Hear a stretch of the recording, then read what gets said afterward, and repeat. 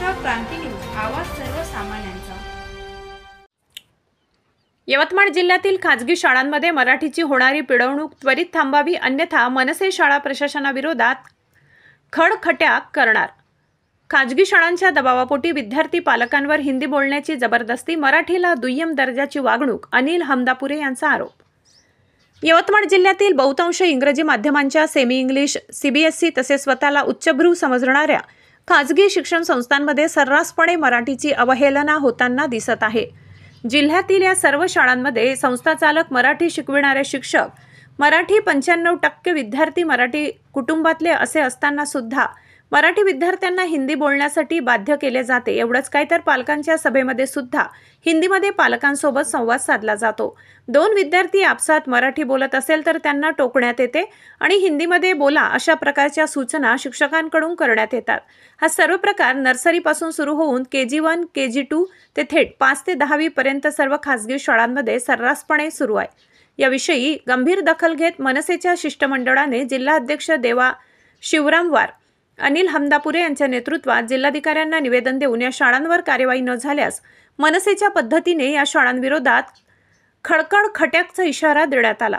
खाजगी शाळांच्या मराठी द्वेषाविरोधात पालकांनी अनेकदा तक्रार करून सुद्धा संबंधित शाळा हा विषय गंभीर स्वरूपात घेत नाही। महाराष्ट्रात मराठीला जर या प्रकारची वागणूक मिळत असेल तर अशा शाळांचे लाड करायचे कशाला, असा सवाल मनसेचे अनिल हमदापुरे यांनी या प्रसंगी केलाय। आजकाल या सर्व शाळांमध्ये विद्यार्थी, पालक व शिक्षकांनी हिंदी बोलण्याची स्पर्धा लावली असून जर तुम्ही त्यांच्यासोबत मराठीत बोललात तर तुम्हाला तुच्छ समजण्यात येते। या सर्व गोष्टींचा त्या लहान बालकांच्या मनांवर परिणाम होऊन आपली येणारी पिढी मराठी बोलण्यासाठी शिल्लक ठेवायचीच नाही अशा स्वरूपात एक मोठं षडयंत्र सरकार चालवणारे मोठे उद्योगपती, व्यावसायिक व त्यांचे सरकारमधील चमचे करत आहेत। कारण नुकतंच एका मोठ्या उद्योगपतीने विदर्भासह महाराष्ट्रातील काही शिक्षण संस्था विकत घेण्याचा सपाटा लावलाय। हा सर्व प्रकार गंभीर स्वरूपाचा तसेच चीड आणणारा असून या सर्व शाळांविरोधात तात्काळ कडक पावले उचलून या सर्वांवर दंडात्मक कारवाईची मागणी जिल्हाधिकाऱ्यांना देण्यात आलेल्या निवेदनाद्वारे करण्यात आली।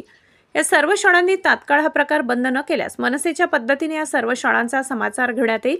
होणाऱ्या सर्व परिणामास सर्वस्वीपणे शाळा प्रशासन जबाबदार राहील असा इशारा सुद्धा मनसेच्या वतीने या प्रसंगी शिक्षण विभागाला जिल्हाध्यक्ष देवा शिवरामवार, अनिल हमदापुरे, उमरखेड तालुका अध्यक्ष सादिक शेख, आरडी तालुका अध्यक्ष सचिन यलगंदेवार, दारवा तालुका अध्यक्ष लाला पांडे, नेर तालुका अध्यक्ष सूरज राठोड, राम गायकवाड, दारवा शहराध्यक्ष सोनू गुप्ता, तुषार चोंडगे, सौरभ अनसिंगकर, लकी छांगणी यासह इतर मनसे कार्यकर्ते उपस्थित होते।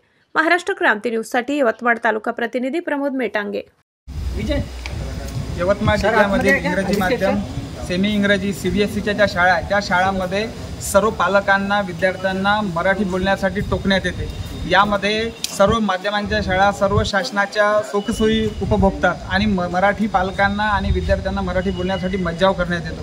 90% तिथं शिकणारे विद्यार्थी मराठी, त्यांचे पालक मराठी आणि शिकवणारे सुद्धा मराठी असं असताना सुद्धा जिल्ह्यातील खाजगी इंग्रजी माध्यमांच्या शाळांमध्ये सरसकटपणे मराठीचा अपमान होत आहे। या ठिकाणी मनसेच्या वतीने जिल्हाधिकाऱ्यांना निवेदन देण्यात आलेलं आहे आणि या उपर जर या खाजगी शाळांनी मराठीची ही अवहेलना बंद नाही केली तर मनसेच्या वतीने या सर्व शाळांना खटक्याचा एकदा मनसे स्टाईलचा समाचार घेण्यात येईल। आणि शिक्षणाधिकारी यवतमाळ यांना सुद्धा या माध्यमातून आम्ही विनंती करू इच्छितो की या सर्व खाजगी शाळांचा माज त्वरित उतरवा, अन्यथा मराठीसाठी मनसे कटिबद्ध असून येणाऱ्या काळामध्ये या सर्व शाळांविरोधात एक तीव्र आंदोलन उभारण्यात येईल।